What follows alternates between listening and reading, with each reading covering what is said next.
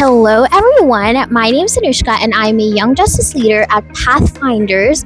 And today we are here in the Kingdom of Thailand in Bangkok at the United Nations Conference Center for a very special reason. But even more special is the person I have with me here. So, can you tell people who you are and introduce yourselves? Thank you, Anoushka, and good day to your viewers. My name is Themba Mahleka, and I'm a Senior Program Officer with the Pathfinders for Peaceful, Just, and Inclusive Societies. We're part of NYU's Center on International Cooperation. That's incredible. Thank you so much for introducing yourself. Now we have something very important for you. You have an important role to play for all of the young people watching. My question to you is, can you, in under 60 seconds, share ways young people can contribute to the people-centered way of justice reform? Yeah, sure. I hope I will keep it under 60 seconds. And just to say that I think three things I'd like to highlight. And the first is that I think young people should actually help with awareness. I think Gen Zs are actually the most connected generation of all time. And therefore, this is a unique ability to actually disseminate information, get the word out about what we're talking about when we talk about people-centered approaches to justice. And it's not only from a communication perspective, but also from an opportunity for young people to express and articulate what does people-centered justice mean for them and to them. So an opportunity to build on this concept and share it from their perspective. The second thing I think young people can do to contribute is around implementation. And so you can think on grand macro scales, or you can think really on the really local scale. But there's always an opportunity for young people to participate. I agree. And you can do it, as I said, on different levels. So that is what I'd say. Get out there, contribute, participate, and help in the implementation.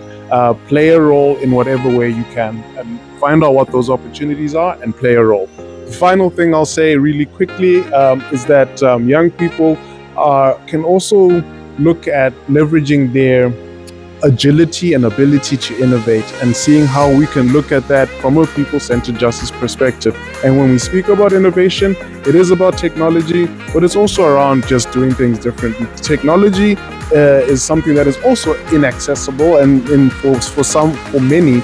And so we're not only speaking about technological innovation, but in process and how we do things. Let's shake things up and do things differently. So that's how I think young people can participate and contribute.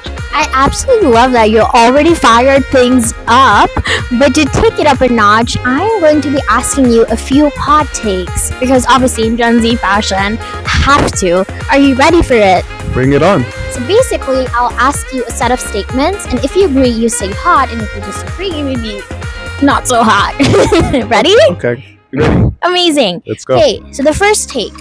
Data is essential for justice reform. Hot or not? Hot. Very hot. Red hot. Data, you have to understand what the situation is before you ever implement any sort of solutions. So you have to have data-driven solutions, and therefore that's a cornerstone of people-centered justice. Hot. Absolutely love that. Yeah. Thank you. Next take is, justice should address root causes, not just symptoms. Hot or not? Definitely hot. Love that. Yeah. Next take, social media can help spread justice awareness. Hot, not super hot. What is it? Yeah, it's hot. It can definitely spread awareness, and so it's a useful tool, but it's also, with great power comes great responsibility. Absolutely. Because a lot of misinformation and disinformation is being spread through social media. Absolutely. So let's use it, harness it, but for all the right reasons. I love that. Thank you so much for sharing both the pros and the cons. Next, justice systems should embrace alternative dispute resolution. Hot or not? Red hot. Alternative dispute resolution is definitely one of the key ways that we can make sure we deal with a lot of the court backlogs, look at other ways that people are resolving disputes in their own spaces and in their own ways. We can have culturally fit for purpose solutions, and therefore finally, the final take.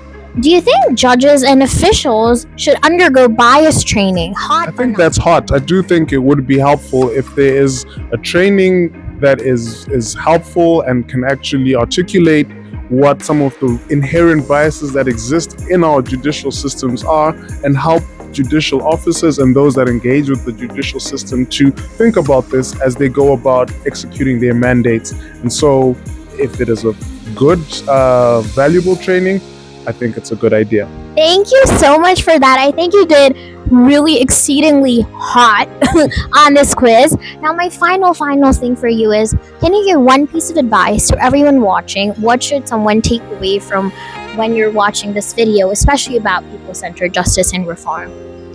Yeah, I'll actually steal a line from one of your presentations once, Anoushka, and I stand to be corrected, and correct me if I'm wrong, but I think you said young people do not want just a seat at the table, but they want to be the table. They want to take over and actually take leadership. And that's one thing I want to say. I'm encouraged and inspired by young people like yourself that are not waiting to be offered opportunities, but are seeking them and taking them themselves. And I think, as our leaders of the future, I'm really inspired by you. So I do think go forth and conquer.